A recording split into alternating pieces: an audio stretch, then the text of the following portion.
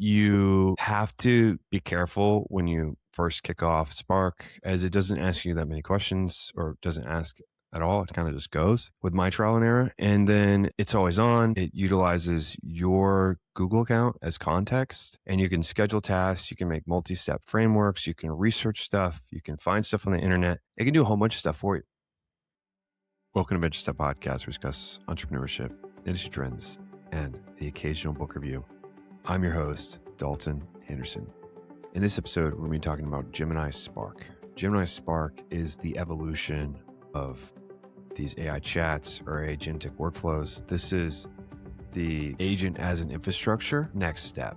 So the next step with the evolution of agents and this use of LLM models, in my opinion, is every employee at your company is not only hired for their skills, but how they utilize LLMs, which I think people can agree on.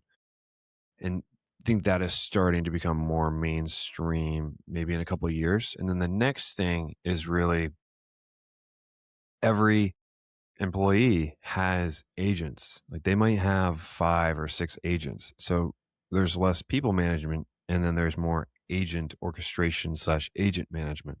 But for that to work, agents need the right framework, context, and rules to consistently operate and operate at scale. And Gemini Spark is Google's first take at least, of how to do that for a business user without having to utilize their ADK or agent development kit, which is basically their agent orchestration piece, which is a multi-agent workflow, which I will be trying out and I will be talking about on the episode.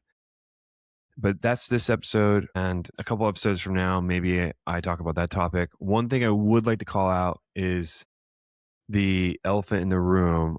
I completely botched the last episode when it came to sharing my screen. I messed it up. That's my bad. That's on me. Sorry about that. And so in this episode, I will be sharing my screen with some live demos. So I'll double check to make sure that it's correct and working right. That's important.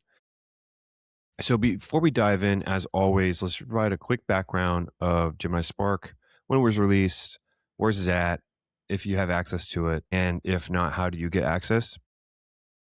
First off, it was spoken about during the Google I/O, similar to last episode, where it was a product that was recently released and it's in beta right now. So it has access to all of your drive, your email. It can do things on its own. It can look at your emails, constantly monitor them, and take agentic actions. It can buy stuff on the internet. It can do reservations, do flights. It can do a whole bunch of stuff, which you have seen before. That's nothing new. But I think for an agent to be able to do that within a platform like Google with that amount of context and the ability to search the web through Google Chrome or search and create files on Google Drive and take its own actions of what it thinks best, what it thinks is best for you and what you prescribed, that level of context with compute, it hasn't been done before.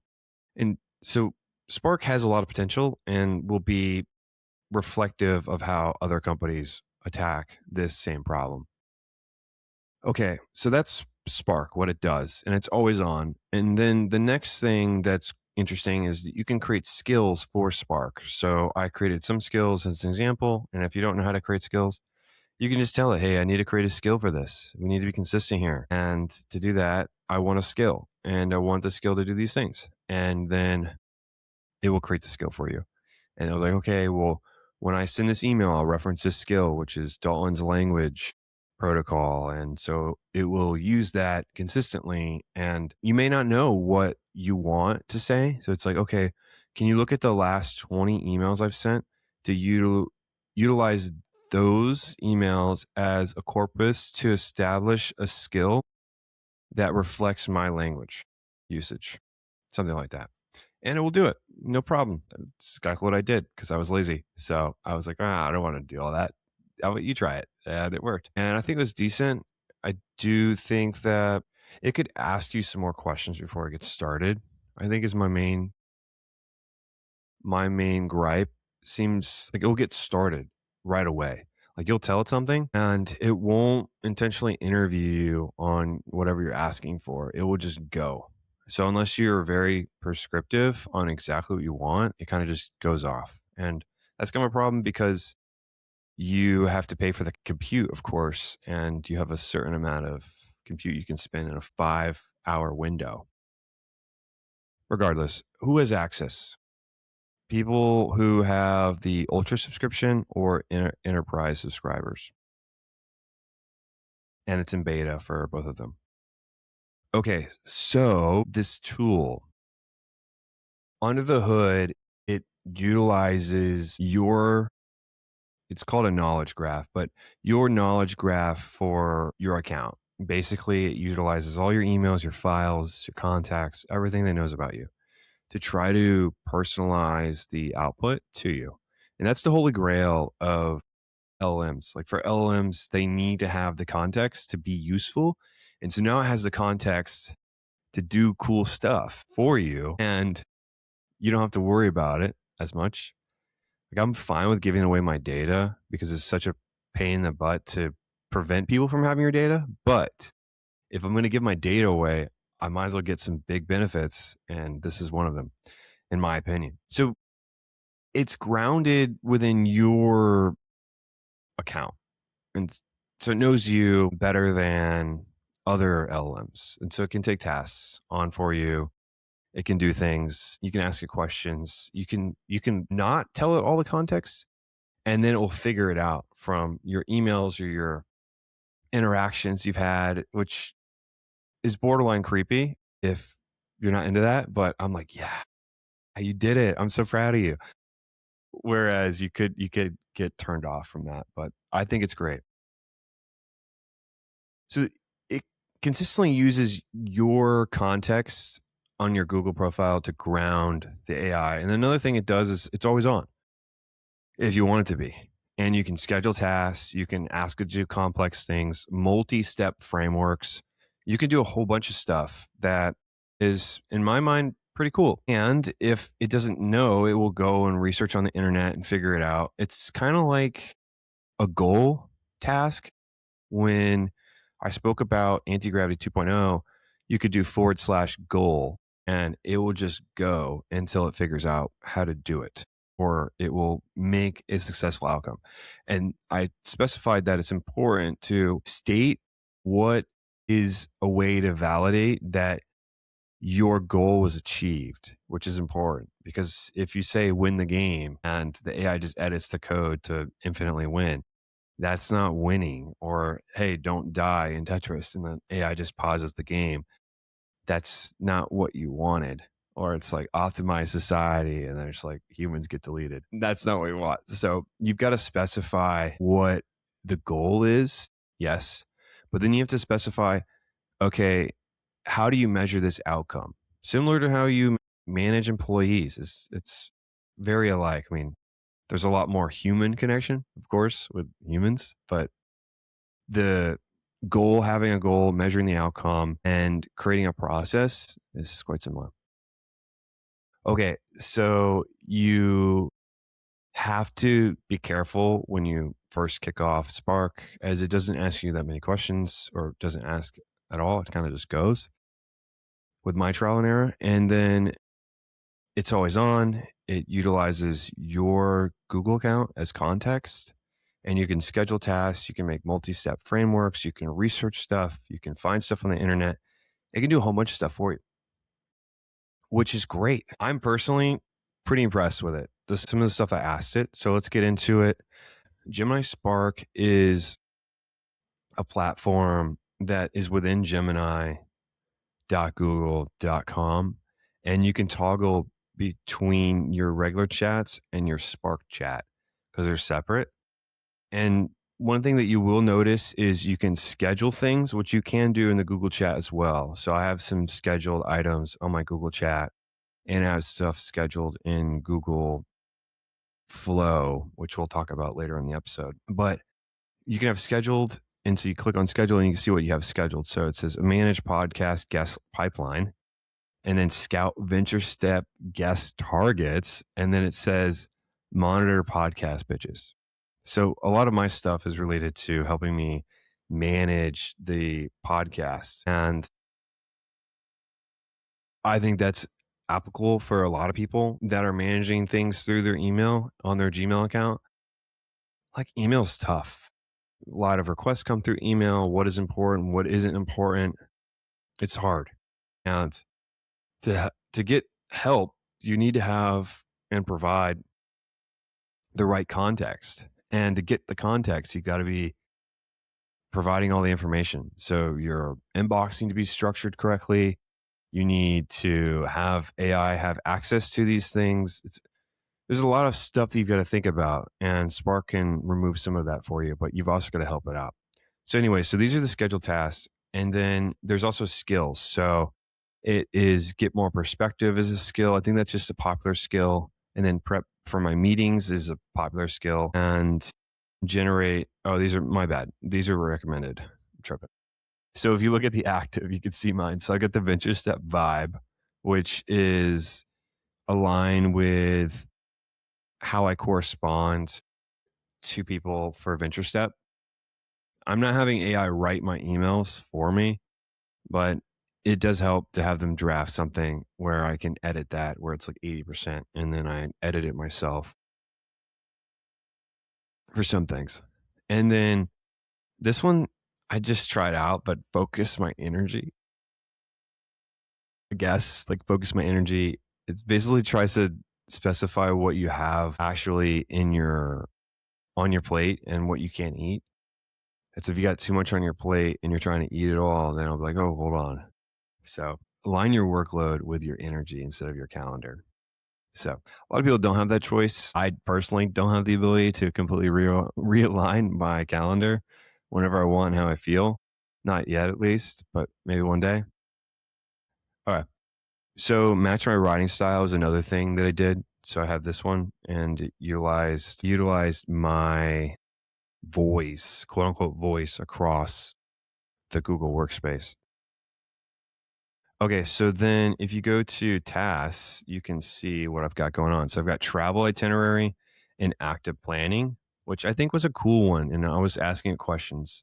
So in this instance, I'm going on a trip and I wanted to ask Google, hey, I'm going on a trip with my girlfriend. I didn't say when, I didn't say who she was, I didn't say anything like that.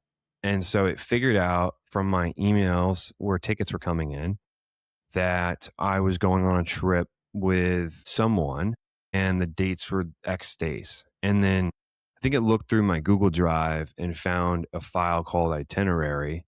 And then it read that file and noticed that there was a woman's name on there. And then it read all the emails probably associated with that person and activity on that file. And then concluded that that is my girlfriend and that's who I'm going on the trip with. And then read that file and specified some things that might be interesting to include on the trip, which was something I asked to do. But I gave it zero context and wanted to figure out if it could investigate and discover who my girlfriend was and then figure out where I was going and suggest some activities. So I suggested restaurants that were quite expensive. I mean, you can see this $195 without wine pairing and then $270 per pairing per person. I told it, hey, like we're more of a hole in the wall type of group. And so we got some hole in the wall spots.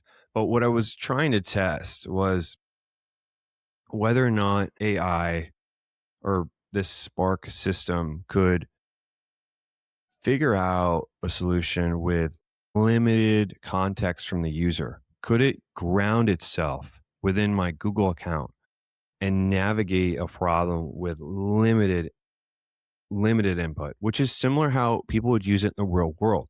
Not everybody is some prompt expert that knows exactly what to say or knows what's important, what's fluff. People just talk about different things. They might leave their mic on and they'll have a separate conversation.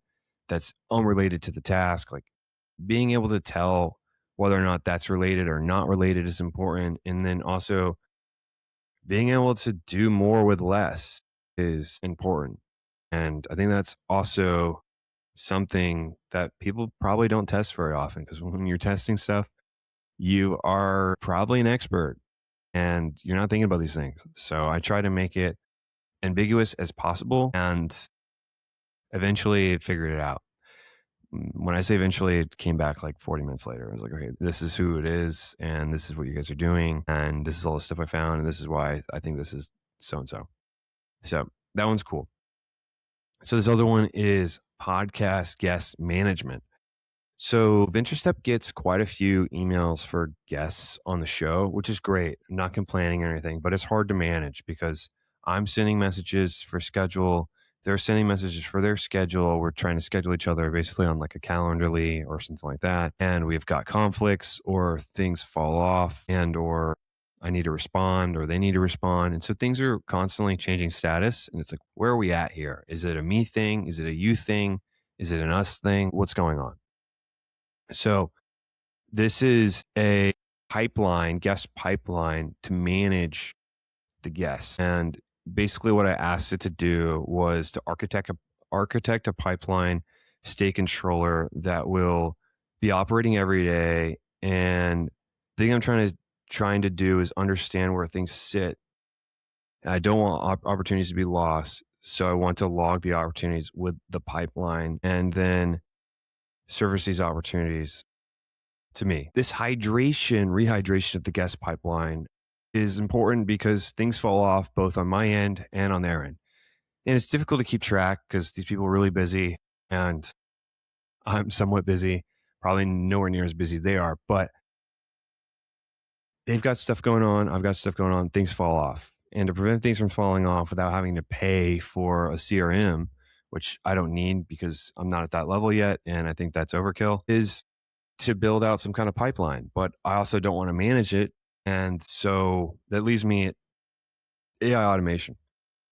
So I tried to do something like this prior and it didn't work. And the reason why it didn't work was there's a whole bunch of rules. It took a long time. I eventually got it to work, but this took me 10 minutes, maybe 5 minutes. Like I just voice typed it, told it what I wanted, and it started. And then I gave it some feedback on some of the columns it wanted. Because as I said, it doesn't ask you any questions. So it just kind of goes. But I did something similar on and I have to make sure to share on my Google Flow, which worked for some time. It's called Google Studio. I think they renamed it. And so if I share my screen, share this tab instead. If I share my screen, I go to flows here. This is right here, automate podcast guest CRM and research pipeline. Maybe I have two of them. So this one's active, VentureStep CRM. So there's a whole bunch of steps here. Like it looks for keywords, it adds labels, it does summaries, it does all this stuff. But the problem with it is very rigid. And you're not coding, but you've got to organize the steps in the right manner. And then you've got to specify the context. Like this is me extracting what the email has, everything, putting it in this extract function, and then giving it to the AI and specifying where it's coming from that email with all the tags. This is pulling out all the tags within the email, the HTML tags. And then from there, it is bringing it back and doing a whole type of prioritization and research of the guest. So then I can look at their research and then review myself. And then from there, it extracts what AI stated based off of the historical context of VentureStep, like whether or not this person's a good fit. And ultimately, I make the last call on what I want to do with the show because it's my show. But I utilize AI to research the guests if they've got anything weird on the internet, or if they have an active company, or if they've got something cool that they're talking about that they may have not shared, because not all these people are salesmen. And Like not everybody's selling. And, when you're coming trying to pitch to go on the show, you got to sell your your idea.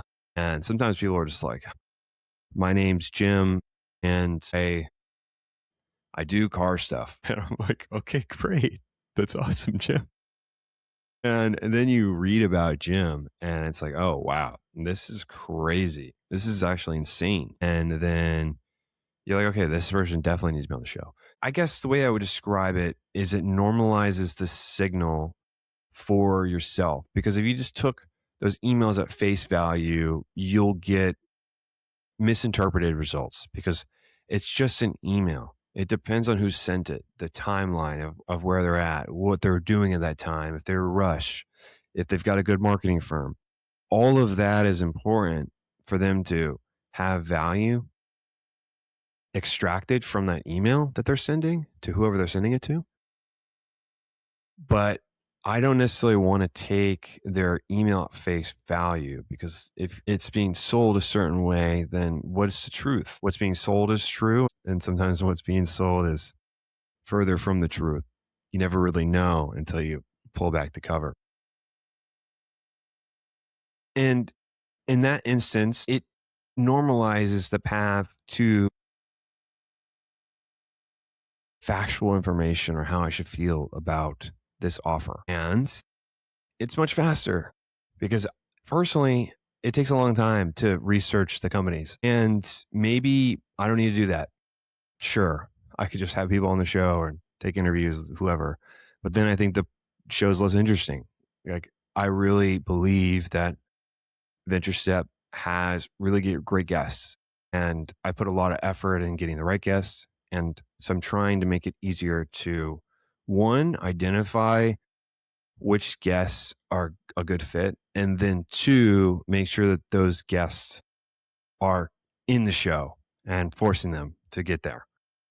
That's where I need help. I need help with the transition from yes to get you in the show. So I've removed a lot of friction when it comes to scheduling. But in this instance, I wrote out this whole thing. It took forever, like no joke, like a lot of testing to do this flow to take an email, extract it, do an extraction summary, extract out all the tags, give it to AI to give it back to this extraction function, then draft a reply, and then add a row to this CRM that I have. Whereas Spark on this other side of the spectrum, Spark is something that's more automated, less rigid, but Spark did it in 5 or so. So my question really is, if you remove all the friction, does more control really matter that much for a lot of scenarios? And I think the answer is no. So keep that in mind because this was such a much better experience than the Google Studio Flow. And maybe Google Studio Flow rolls into Spark and Spark utilizes Flow to do certain things. I don't know. But currently, Spark is just leaps and bounds beyond this Google Studio Flow. They have different purposes, but there's a lot of overlap, especially when you think about Gmail and managing emails and then creating folders or files or managing stuff like that. Spark knocks it out of the water. So, anyways, so in this instance, it reads through my emails and then sees which emails have been sitting around. And then it created a spreadsheet of pitches. And then it determined like who is highly bookable and who wasn't highly bookable. And then it has follow-ups, and then it specifies for hydration, like who needs to be rehydrated, like who needs a reply or a follow-up, which is great. And then the second thing I was pretty impressed with that I did was this Venture Step guest outreach. So this was a little complicated because I didn't ask for one thing. So I asked for it to research guests, but what I specified was, hey, every Tuesday, go on a hunt and find some talent that could go on the show. Scout LinkedIn tech news, executive bios, industry news, and find some innovative take within any vertical. I don't really care what vertical it is or what industry. I just want it to be innovative. And then I said, take all that information, find the person, research them, specify whether or not they're a good partner for the show by looking at the RSS feed from Venture Step, and then log that information in the CRM for outbound. So these are outbound requests, and then find the email of that person. So there's a lot of steps of this. And this is something that like you legitimately pay for consistently. And I'm not saying that replaces it, but for somebody who is managing many different tasks to take this off my plate and allow me to easily find some outbound leads once a week and just look through. And maybe every week for 3 weeks, they're all duds. And then, 4 weeks in, I get a couple people that I really want to book on the show. And then it's part of the process of getting them on the show. But I thought this was pretty cool where it specifies multiple steps and tasks to retrieve, research, then draft, then insert data. And so it's multiple things. It's like, one, you've got to find where you want to look. The next thing is you got to find good information where you're looking. And then after that, you've got to extract that information of what you determined was good. And then you've got to specify on different sites these people and do additional research. And then you're asked to take that and then determine whether or not these people, in their opinion or their best grounded truth on your context of your account, in this instance is VentureStep RSS feed, whether or not these would be a good fit. And so then it needs to understand the guests that were on the show and then circle that back to the guests that they're looking at. And then if they determine yes, then they've got to input that information into a slide and find their email, not the slide, a Google Sheet. Find their email and then insert that information into a Google Sheet and then draft an email. I feel like that's a lot. That's a lot of work. Like for you to do that yourself, that's multiple hours to do multiple guests. Like if you did 10 guests, that's some time. That takes time to find all that information. Like that stuff's not easy to find. And whether or not the information is true or factual, I think it's a toss up between human and non-human. If you find somebody's email on the internet, it doesn't mean it's theirs. I mean, it could be theirs. You don't know until you email them. So I can't really verify whether or not this information is true, but I can say that it did put the information in and it put it in this file, which is nice. It has who they are, where they're at. But my personal opinion is this is pretty cool. This use case, I thought it'd fail, but it did a great job at creating the unknown scope, curating it, and then throwing it into a spreadsheet, and then drafting emails for me. And then also, one thing I forgot to say is if you confirm that you're okay with it sending an email, you've got to confirm for every individual action. But drafts, it can do no problem. It can create files. It can do anything you want within your scope.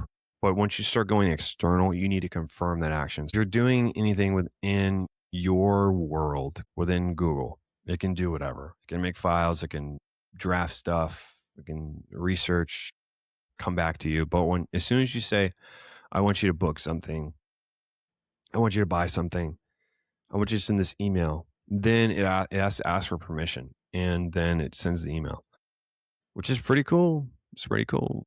And I could see how that could get abused in the future, but people already send automated emails anyways, so it's not a huge deal. But that was Google Spark. I, once again, think the technology is really cool, and I think it's closer to the future than it is further away of what a workplace would look like or what a builder would be utilizing in their free time. And I'm grateful for the tool, for it to be always on. Not sure how many compute it utilizes to have 3 of these tasks running, but Very, very cool stuff. And of course, wherever you are in this world, good evening, good afternoon, and good morning. Thanks for listening, and listen in next week. Goodbye.